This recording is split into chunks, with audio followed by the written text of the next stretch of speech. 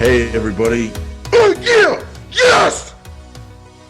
Welcome back to the Paid Search Podcast. My name is Jason Rothman. As always, I'm joined by the great Chris Schaefer. Chris, I want to know how you're doing. I want to know how everything's going. But first, I just kind of have to ask you, are you 18? Yeah. Okay, good. Yeah. Don't worry about it. I just kind of have to ask these days, but it's not a thing. How are you doing? I'm good. I looking out my window and there is I guess it's about an 70-foot, 80-foot tree that is laying across my driveway in my house at my here on my property. Had to drive around it to leave this morning. So it's a sad, Jason, I know that you can relate because I accidentally clicked on one of your videos and watched it for more than 30 seconds. And I heard that you lost a tree as well. How's that going for you? Has anything been planted in its place? I know you were mourning. No, just a nasty stump that just sits there, and we don't have shade anymore. We don't have privacy anymore. And my favorite commenters on YouTube are the ones that comment about the tree in the Paid Search Podcast videos and not on my channel. Yeah, I saw that. Like, they didn't comment on your video; they commented about your video somewhere else. I saw that. That's great. Yeah, good stuff. Yeah. Good stuff. But yeah, that was annoying. But as you know, Chris, I guess that's just the way it's going to be. So, but yeah, she cut down my favorite tree. And if you guys want to hear more about that, check out the everyone was really interested. I think, the retention rate on that was really high because I stuck around for it until you got off that topic. I even put a picture of a tree in the thumbnail.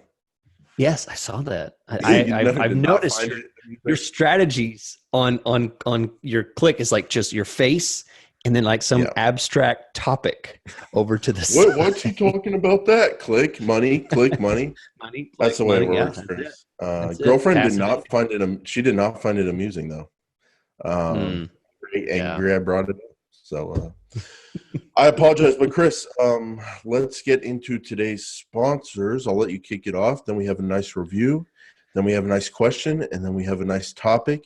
Then we have a nice trivia, and then we have a nice friendship that we continue offline, and then we have a nice businesses that we run, and then we have a nice life, and then we will probably die at some point, and then we have a nice funeral, and then we have a nice afterlife, and then we'll circle back because you live again, and we'll be AdWords managers, but we'll switch each other's roles, and I'll be the guy down in Texas, and you'll be the guy up in Oklahoma, and we'll do it again, and we'll keep going, and then we'll have another podcast, and then we'll die, and then we'll have another podcast. Why don't you kick us off here? Optio is today's sponsor, and I want to say thank you to them because they have helped me along with sponsoring the show. They've helped me with my campaigns. You want to say, Chris, how have they helped you? They helped me by emailing me and saying, hey, while you were sleeping, while you were trying to get some rest between working hard, we noticed a spike in impressions. Email alerts about spikes in impressions or spikes in clicks is the kind of things you can expect whenever you sign up for Optio for their 6-week extended trial. opteo.com/PSP, and you can get alerts about your campaign, something strange happening, some suggestions that that this amazing software has for your Google Ads account. Boom, there it is, right in your inbox. You get it. And things like spikes in impressions are important because, oops, you forgot to add a plus or you forgot to add a phrase match to that new keyword you added. Suddenly, you're getting people that are looking for the latest dog park in Washington, D.C., and you didn't mean to target that, but you forgot to put brackets around that, and you're targeting a bunch of junk. Opteo.com can alert you about that. Opteo.com/PSP. Check it out, 6-week trial. Thank you, Chris. And I want to thank Directive Consulting, directiveconsulting.com. Directive Consulting is a search engine marketing agency for enterprise clients and B2B clients. They serve these kind of companies all around the world. And if you are an enterprise business, if you are a B2B business, you deserve more. Check out Directive Consulting for pay-per-click, SEO, content, landing pages. They do it all. Everything works together, and they will help you get more leads and more qualified leads. I recommend you check out their website, directiveconsulting.com. You can see some of the large enterprise kind of companies they've worked for. You can see case studies. You can see the results they've gotten for people, and you can get a custom proposal. So we recommend you go to directiveconsulting.com if you're looking for a search engine marketing company for your enterprise or B2B business, directiveconsulting.com, and get a custom proposal. Now, Chris, well, let's I got a review, just a great review for us to read here. So this we didn't get one last week. Yeah, I'm aching for some. We had to skip the review that week. You've been pining for it, huh? I am. I need some reassurance that I'm for you. Good at what I do. So this one's from Logan in Australia. Oh. And Logan titled his 5-star iTunes review, Jason, that's the only kind. The hashtag AdWords master. What? Yes. Thanks a bunch. Of course you like this. You've been very helpful, all the while being entertaining AF. Jason has all the jokes, loving the banter and chemistry between you lads, while helping the world get better at AdWords and in life. Thank you, Logan. That is a great review, and I will be reading that one next year every single week. I'm gonna just put that one's on the wall right next to my quotes that you've said you're going to put on the wall. So yeah, that's I think the life advice. He's probably the humor, the life advice. I'll take the AdWords advice, but I'll give you those two. So yeah, we definitely share some good stuff. So today last week we had a great guest, and I got a lot of positive response from people. Jason, I'm sure you heard from people as well about what they learned, about stuff. I learned a ton. How about that 15% conversion rate max? Like, that was eye-opening. It really opened up the way that the grant campaigns work. So I have to say thanks to our guest from last week. And today we're going to get back on schedule. We're going to get back into reading reviews and our question of the week. Today's question is a voicemail, and let's listen. Hey guys, love the show. This is Brett from Delaware, and I just obtained my first job at an agency, a digital agency, and I was curious, what do you guys think that I can do to impress my bosses and really thrive within this new workplace? I've always worked in-house prior, and my current role is associate media manager. Again, love the show, 5 stars. I know everyone else loves the show, so I hope everyone has a great day. Thank you so much. Bye. Okay. Well, thanks for the voicemail. Thanks for the virtual 5 stars. That's cool. I hope you put it on iTunes as well. But Brett, I have a special surprise for you. It was my task this week to come up with a topic, because I gave Jason a break. He's a hardworking guy, always coming up with new ideas, very creative. It was my week. So I said, I'm going to work hard too. I'm just going to answer Brett's question as the entire episode. So that's basically what we're doing. We are going to restructure. What? Did I do something You wrong? Look like a strawberry with mold on top. What the? I just had to say it. People can check out the YouTube channel. You have the brightest red Google shirt I've ever seen in my life.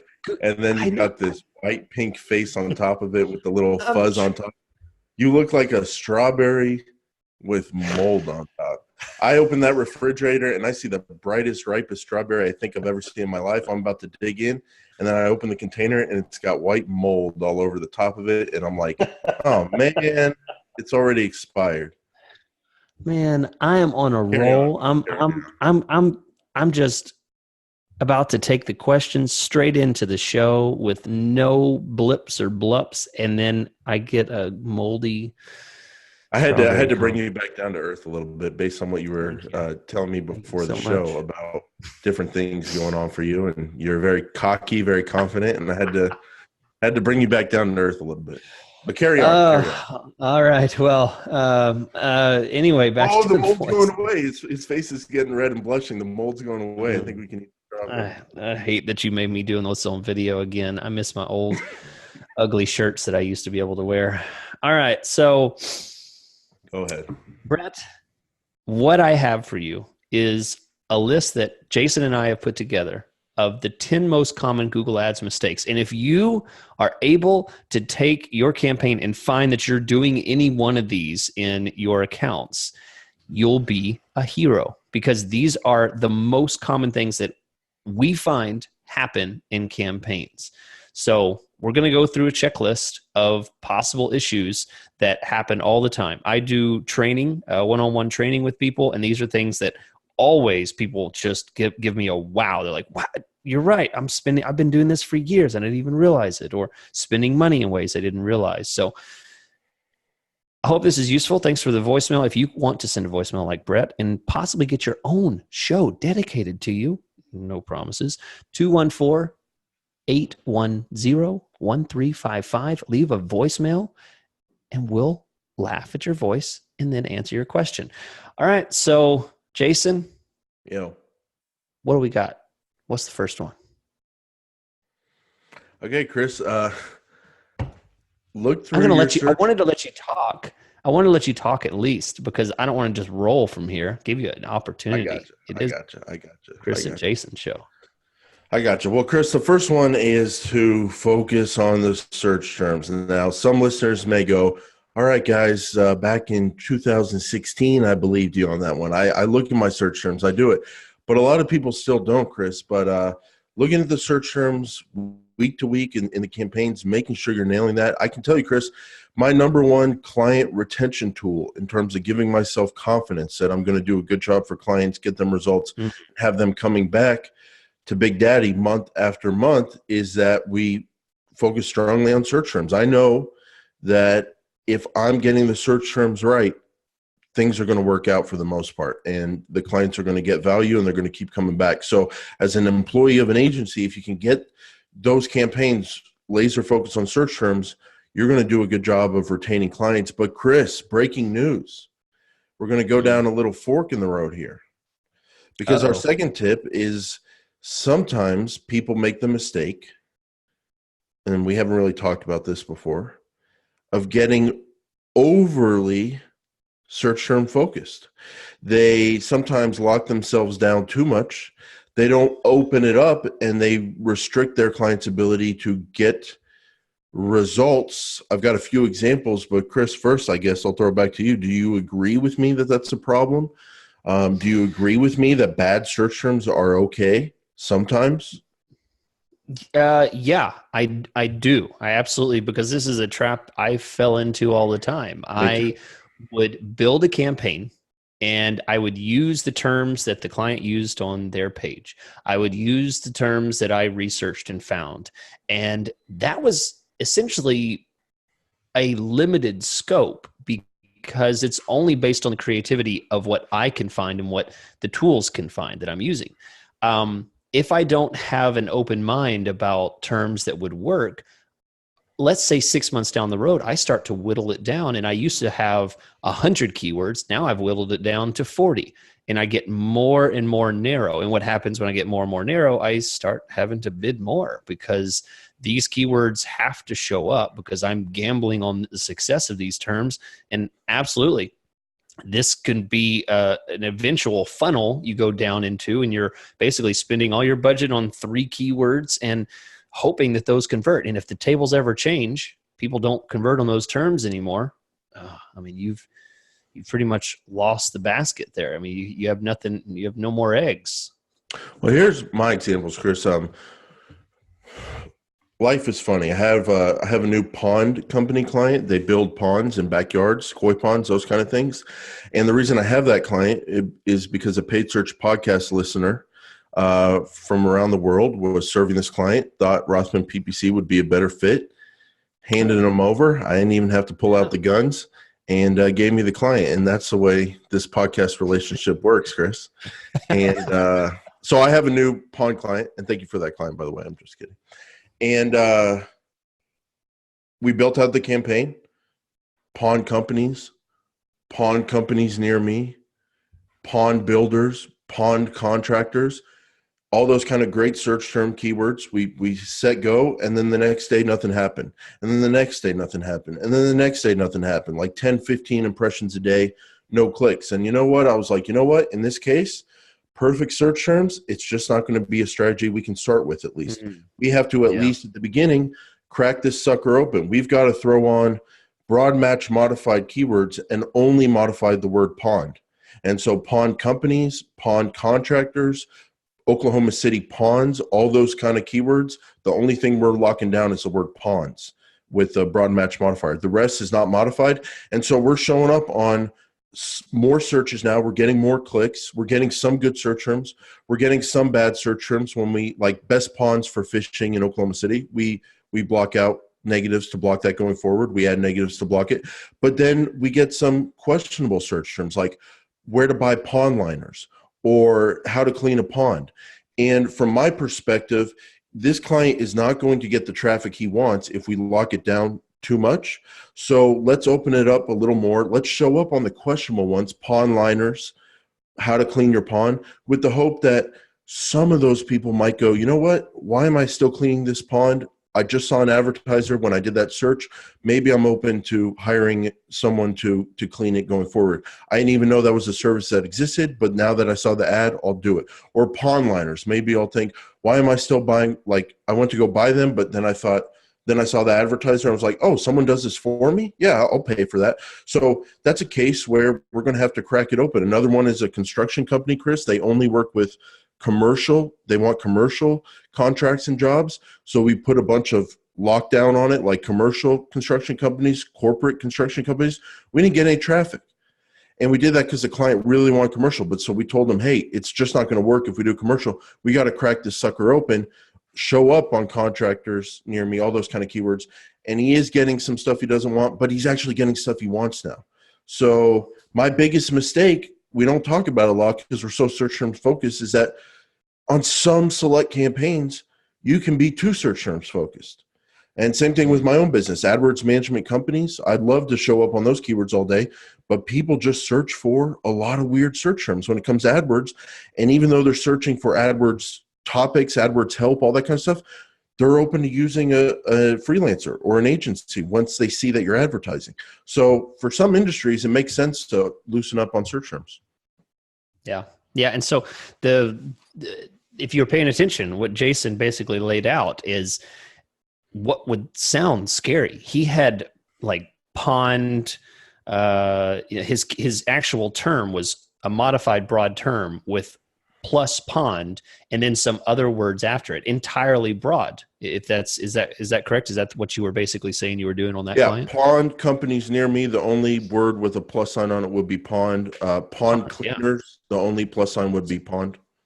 Yeah. So what you're having to do, and you're not saying that then you don't focus on search terms from there, because you absolutely going to have to dig into the search terms once you start running those keywords. Yeah. But what Jason's basically saying is that if you continue to dive down the hole of getting more and more relevant on your terms, you're going to get nothing. You're going to get a lot of zero impression stuff. So opening it up, using broad terms smartly. And I think we're going to eventually, in the next couple of weeks, going to have an episode about some of the newer ways, thanks to the tools that we have in AdWords, ways to use modified broad keywords even more precisely than we used to be able to do a couple of years ago when we originally talked about using broad terms. So look for that. So next, let's talk about something that I particularly find a lot. People that come to me and say, I have a killer campaign. I'm doing really good. I'm successful. I have a great conversion rate. Here's what happens. You jump into, again, the search terms. You sort by conversions. Particularly, you scroll down until you start getting into the one impression, one click conversion. And you start seeing the number 2 or 3 by the conversion column, but it's only one click. And I'm talking about whether it's e-commerce or it's a lead generation campaign. No matter what, it should be very questionable if you are getting 3 conversions for one click. That's probably possible with e-com, but not lead gen. And very rare with e-com, effectively. I mean, it shouldn't happen very often that someone makes 3 separate purchases on that one click. So The idea here is you need to check your conversions. Are your conversions number correct? Look at those search terms, check to see that you have a one-to-one relationship between one click and one conversion. If that's not happening, your conversion numbers are inflated and you're making decisions based on the wrong data. You're adjusting your mobile bids, you're adjusting your keywords, you're pausing certain things based on things that are not necessarily correct. Yeah, Chris, that's a good tip. I was actually just looking at one of my reports today, and we have a company who has a chat box that they're tracking, and they had 2 conversions on one click yesterday. And the 2 conversion, and this was not our strategy. This was an account we just took over. So this was their conversion setup they had. They had one conversion that was called like chat box. And then there was another conversion called like chat box confirmation or something like that. So they were tracking 2 chat box conversions for one click that both came from one click. So it kind of overstates things. And I think you're right.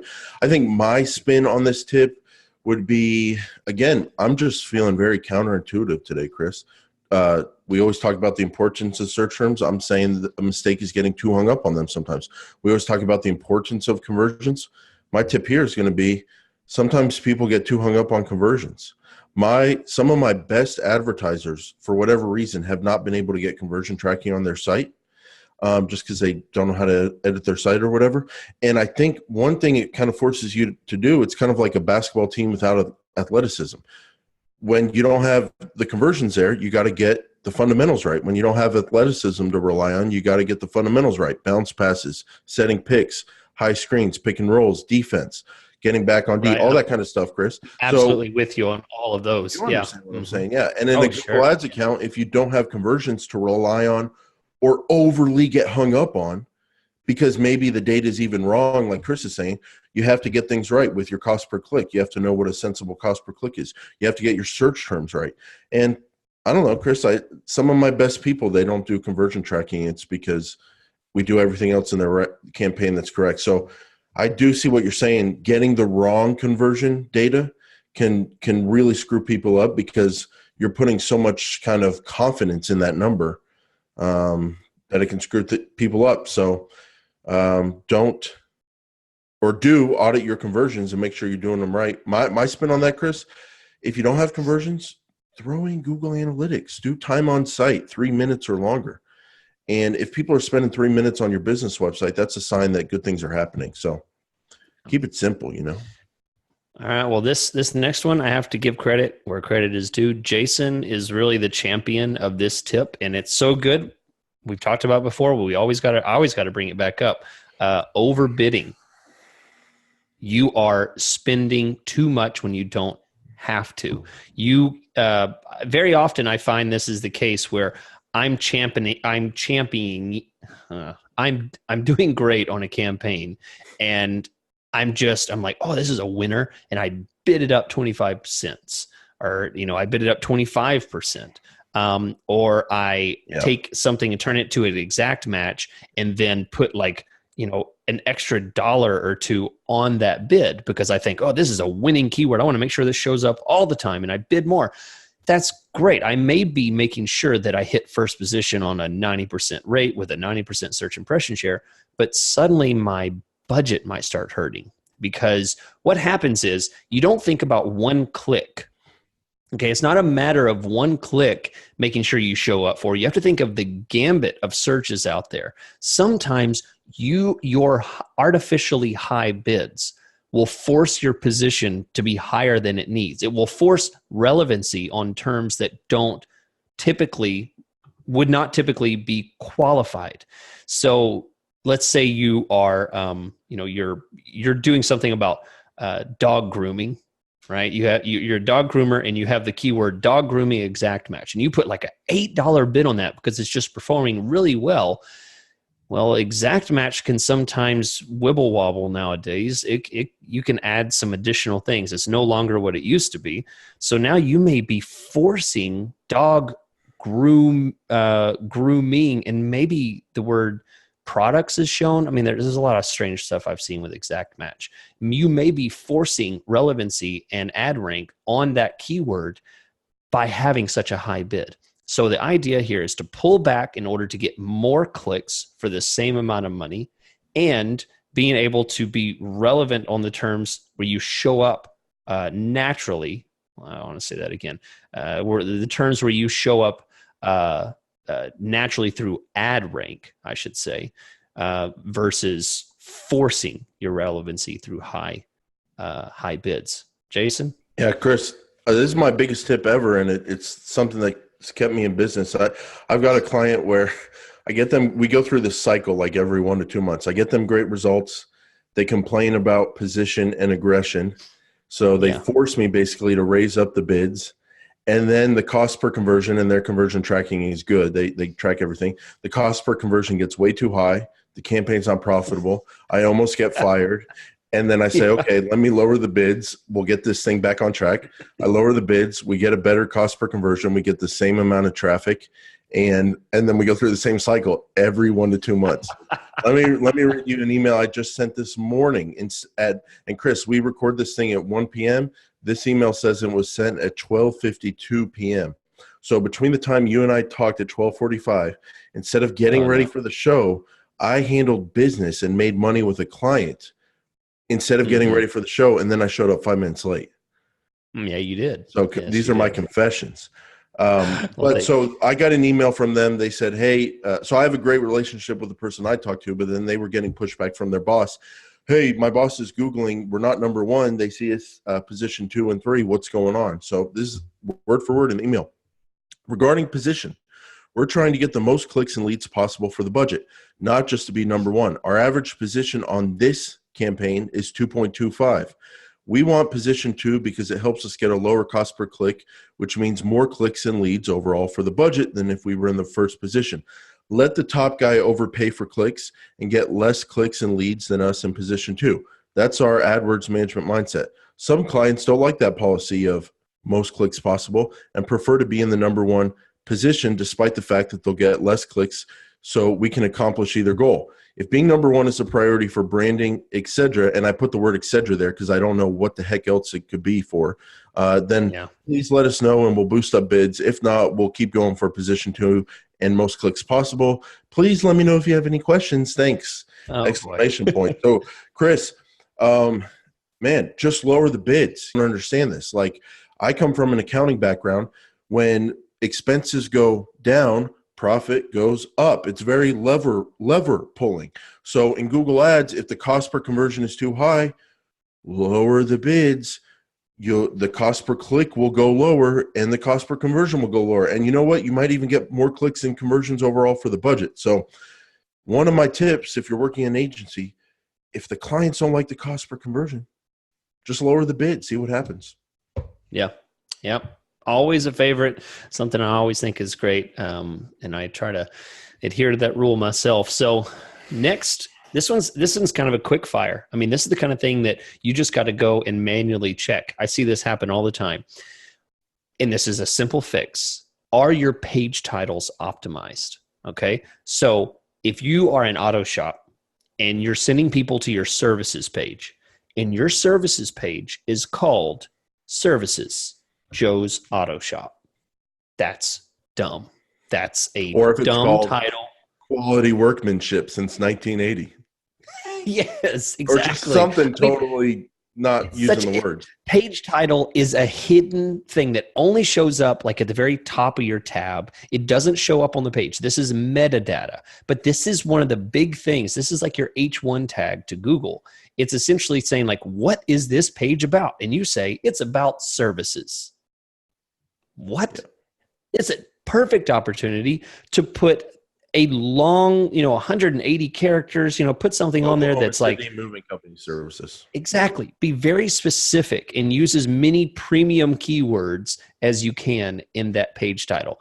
Quick fix, but it could absolutely make a difference in some of your quality scores. We're looking for website relevancy, and this could help boost that a bit.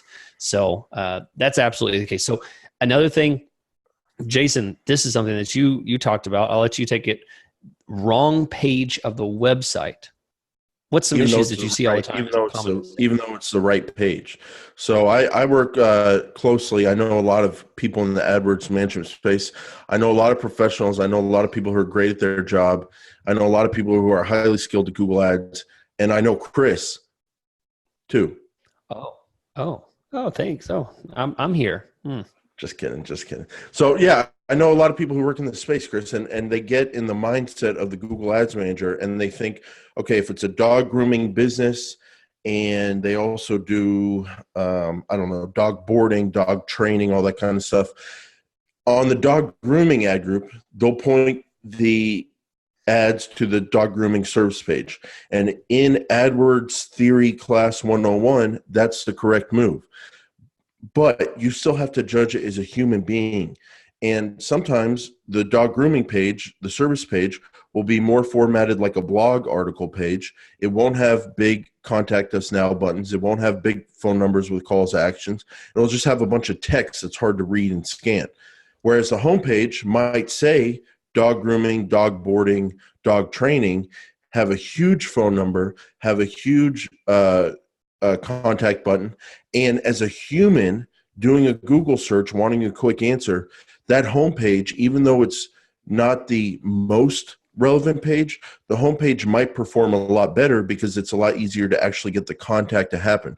So my kind of tip is that a lot of AdWords manager kind of people get too hung up on the most relevant page possible, and they forget to look at the actual functionality of the page and think, okay, does the homepage is it actually going to work and get us more leads than the service page? And if someone doing the search can kind of put two and two together and go, oh, the homepage isn't just about dog grooming, but it does include dog grooming, and it's obviously a business that's focused on dog grooming and dog training and all that, I'll call in. If you can put yourself in the search user's shoes, do that and make a judgment call. Just don't go with the service page just because it's a service page. Make a judgment call about how likely the service page versus the homepage is to get a conversion, to actually make the contact happen. Yeah. All right. Well, again, I have to say this next tip is something that requires a bit more thinking, a bit more creativity. And this is something that Jason, I think you're probably more skilled at than me because dude, Chris, you got to stop. This episode is making me seem like an abuser. Like you just are giving me compliment after compliment after compliment. And then in return, I'm just totally bashing you, dude, on your looks, on your AdWords skills, on your just everything. So I'm sorry. It's all for fun. It's all just the show. Don't get mad. Oh, you're feeling bad. It's a guilty thing. That's what it is. Well, hey, we all know humility is what is most important, and I have a ton of it. So on air, you do. On air. On air, I do. I have a ton of humility on air. You guys don't even know. I have the most humility. So this next one is going to take a little bit of let's say it's going to take a little bit of conversation between you and the client, or let's say you're working in-house for someone, you and your boss, okay? You have a successful campaign running. Let's say you've gotten this far and you're not making any huge mistakes. One of those mistakes I see a lot of people doing, you're getting good returns on your campaign. Are you growing your budget? Are you making sure that you continue to add as much funding to what is there to keep it growing? And let's say you've gone down the road of slowly shrinking your keywords based on search terms, and you have some really high converting stuff. Do you also have another campaign that eats up a little bit of budget by generating a keyword farm? Essentially finding new terms, new ideas that may not be a part of your tight, focused, campaign heavy, keyword focused campaign designed for conversions. So the question here is, are you growing your budget? Are you gonna continue to be creative with what you're doing? And sometimes it's a tough conversation to say, listen, I know we're doing well, but with an extra $500, I think I could do even more. Yeah, Chris, this one is relevant to me because this is not hyperbole. This is not exaggeration. I have clients, 2 of them in the last month, that are coming to me telling me to turn off the campaign because I'm getting too many leads. You got to stop, Jason. Yep. You got to slow it down. I'm getting too many leads. Business is too good. Like, that's seriously happening. And so from an AdWords manager perspective, and especially someone working at an agency, like the question, it's like a compliment. Like, wow, we're doing so good that you're fully booked and you can't take on more. That's great. However, when you don't run on Google Ads, we don't get paid. So you want to kind of be in the mindset when you work for an agency of like, okay, we're going to do a great job. We're going to get these clients more leads than they've ever gotten in their life.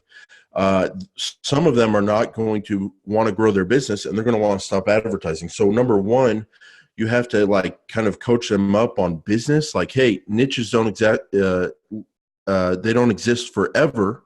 So why don't you make hay while the sun shines?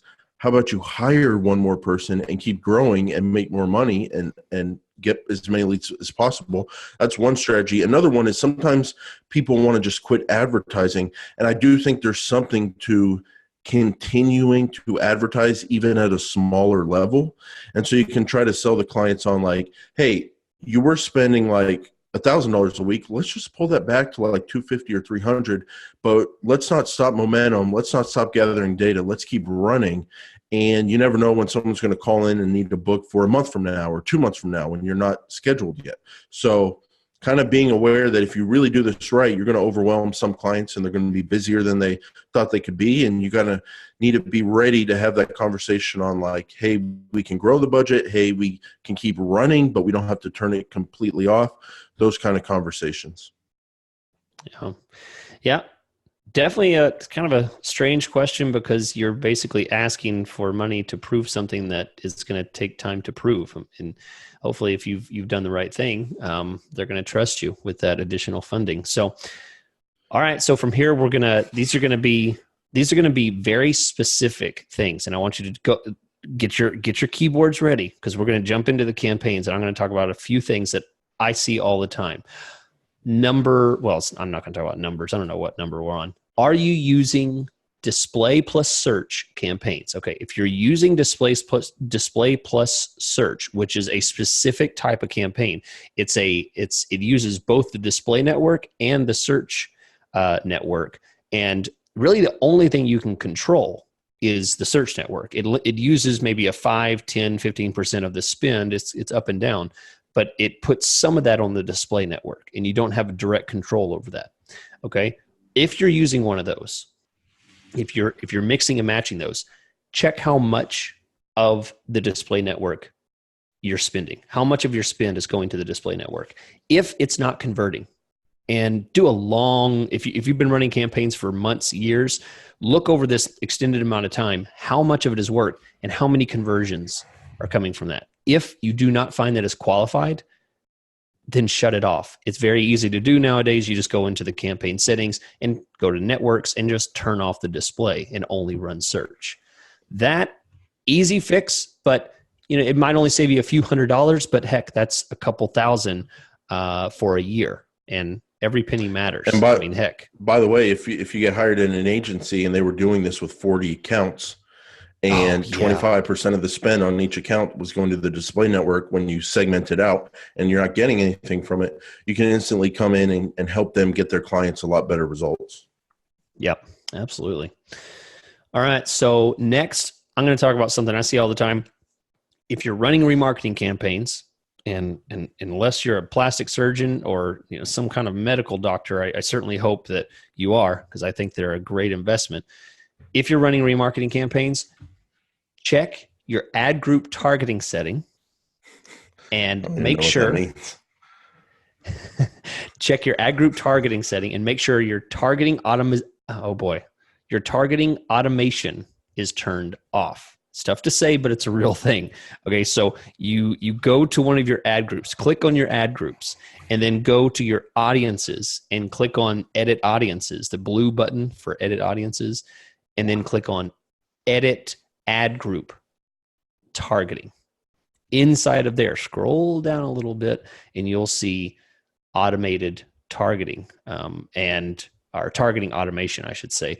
That, if it's turned on to conservative, What you're essentially doing is you're serving ads to people that have not been to your website. They only mirror their lookalikes to people that have been to your website. This is not remarketing. If you want to do display, that's fine, but that's not remarketing, and you are wasting a percentage of your spend there. So that's, again, another easy fix, maybe a couple $100 every quarter. So it's probably even less than the other one, but again, it's still worth it. So next, unless Jason, you have something to say, I'll jump into the next one. No, I mean, you're just saying you're going to talk about YouTube, and it's like, dude, the other day I ran a YouTube campaign. I think it might even been for Paid Search Podcasts. And man, I did the keywords. Mm-hmm. I did the topics, bro. Mm-hmm. I did the audiences. Yeah. I did I did everything you can do. And then I looked at the placements, and it's just, it ain't pretty out there. So I tried some placement targeting, direct placements, and did some Google ads related people. And Chris, here's the thing. I targeted videos. I'm not going to say it. I'm going to say it at the end of the episode. I'm going to tease people because I want your honest advice, because I had not seen this before, and I might be wrong. Okay, give us your tip, and then we'll get to dessert later. Okay, so here it is. Here's what I've seen before, and this was literally a huge issue for somebody I was doing training with. I pointed out in their YouTube campaign that what they were doing is they had the display network along with YouTube. And they were getting tons and tons of impressions. They were getting very low cost per views, CPV, on YouTube.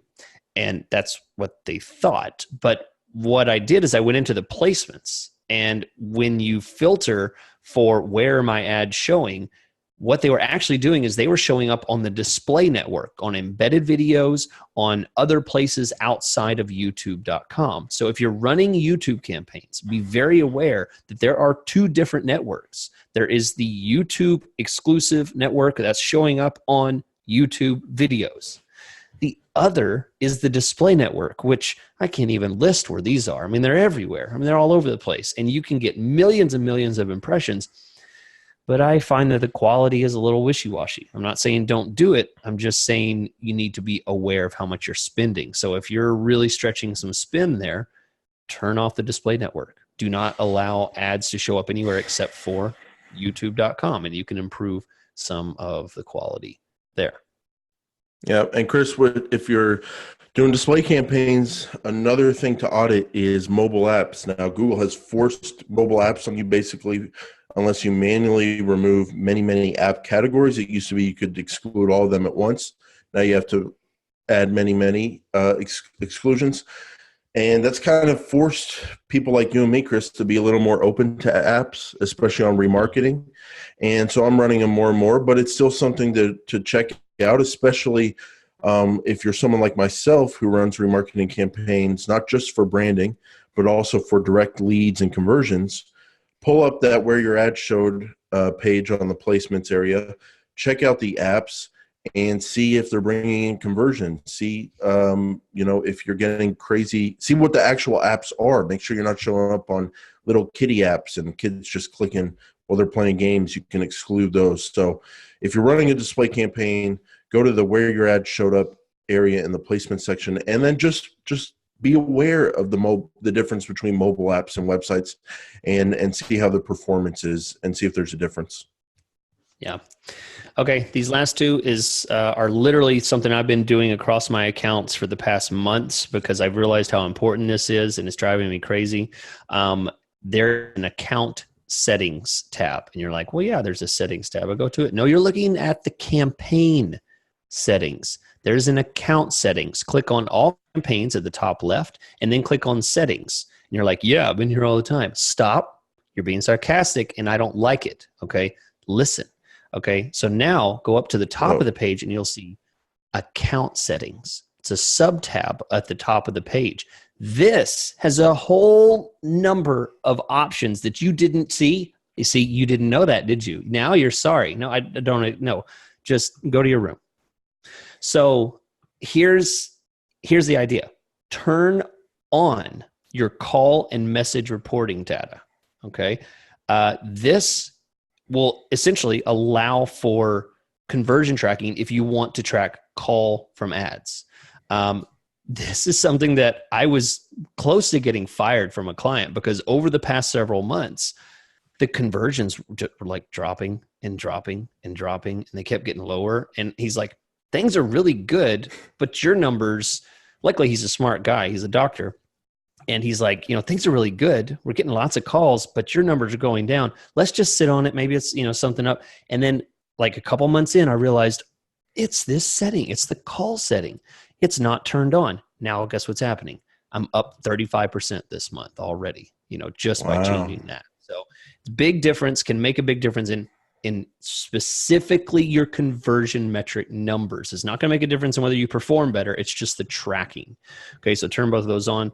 And then last, just for your sanity, so you don't wake up to a surprise on Monday and you realize that for the past month, some obscure ad has been showing, I'm going to say, this is not an official Google recommendation. Everything said, we should have a little waiver. Everything said in this podcast is not endorsed by Google, but I'm going to suggest turn off your ad suggestion auto approval from 14 days to just turn it off. There's an option that will add ads to your account without your approval. If they suggest it within 14 days, it will auto approve it and add it. Boom. You go through an entire year, you'll come up to your campaign and realize I have 16 ads that are running that I didn't write, that were written by a robot. And you may not like that. So they're not bad ads. They typically perform well, but they're not written in the way that you would write them, in the way a human would write them. So that's my main concern there. So those two things, both of them are in the account settings. You're welcome. Very nice, Chris. Very nice. Well, Chris, that was some good advice for Google Ads advertisers. That was some good advice for someone just starting out at an agency, how to run down these accounts and kind of make sure you don't make these common mistakes that you and I see all the time. So with that said, we're going to thank our sponsors, and then we're going to get into some gameplay together. Yeah. So, Chris, I want to thank Directive Consulting, directiveconsulting.com. They do PPC, SEO, landing pages, content, lead generation campaigns for B2B and enterprise companies. They can get you more leads. They can get you better leads. They do They do the whole system where everything's tied in together, and that's one of the things I like about them. One of the other things I like is their website. They've got a ton of case studies, ton of results, ton of information. We recommend you guys check it out. Directiveconsulting.com, directiveconsulting.com. Get a custom proposal at directiveconsulting.com. Yeah, and I want to always remind you guys to take advantage of the extended 6-week trial from opteo.com. That's opteo.com/PSP. I say /PSP because it's important that you let them know that you heard about them from the Paid Search Podcast guys. That's why I tell you to go to opteo.com/PSP, opteo.com/PSP. Let's make a song about it. Sing about it. Come on, get it stuck in your head. Let's all go there because you want to say, hey, if the Paid Search Podcast recommends it, it's got to be good. Check them out. It's a fun tool to use, a little less stressful in your life because you can get alerts in your email to say, hey, you screwed up. And that's what everybody needs. Jason just got an email saying that he screwed up. Isn't that nice? So here we go. It's time for... I don't even remember what the sound is. Paid search trivia. And today is my week. And Jason, I usually really grill you. I think you're 0 for 3 so far right now. Today, I'm going to make it a 50-50 shot for you. Okay? All right. And it's about a network you know lots about. It's about YouTube. So it's a true or false, okay? And I'm gonna read it out here. Okay. 8 seconds is the max length of video allowed for YouTube bumper ads. I can read it again. This is true or false. True or false? 8 seconds is the max length of video allowed for. Okay, is that your final answer? Final answer. The reason why is because I have seen ads that I cannot skip recently that are 16 seconds. Okay. I cannot confirm that. It's 6 seconds. Is the I know. Everyone knows that. Wow, Okay, I would have got that right. But I I said I have was going to seen take it easier. I have Okay, seen I said I was ads going to take it recently. easier on you. I didn't I've want you to seen get it wrong and embarrass yourself again. I've seen ads recently Congratulations. that act like bumper ads that you can't skip that are This- 16 seconds. I just want to give Jason a hand. This is his first question he's gotten right, and I'm proud of you. Wait, Jason. are you? Is it 6 seconds or longer than 8? No, it's a 6 second. But as far as I know, bumper ads are 6 seconds. Oh, okay. So I said false, and you're wrong for a different reason, but you're right. Yeah, you're correct. Okay. You're correct, but not for the reason you think. All right.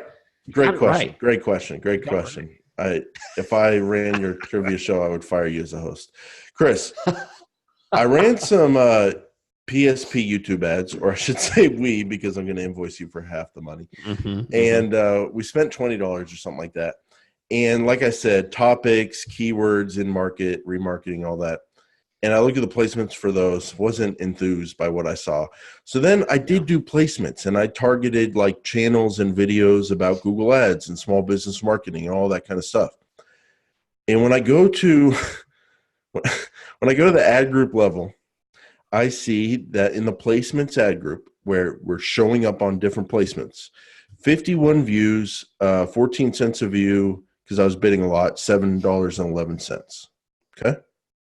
Okay. 57.59 impressions, 51 views. Then I click into the placements ad group, and then I go to placements.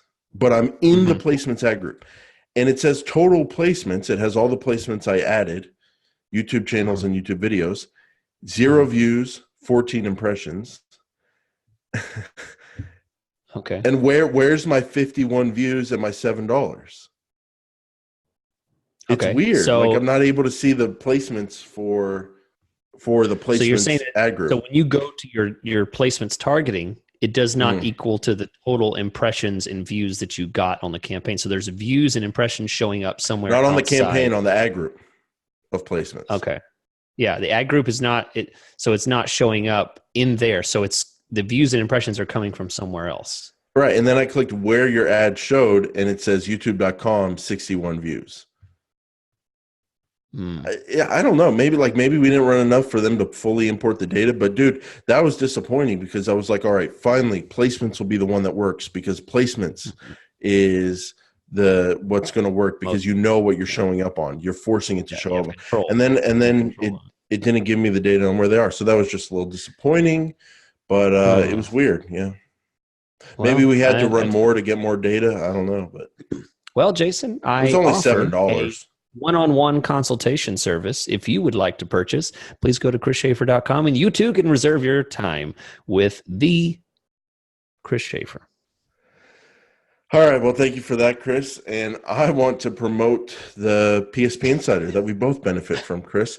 Chris, we are getting so kind of you.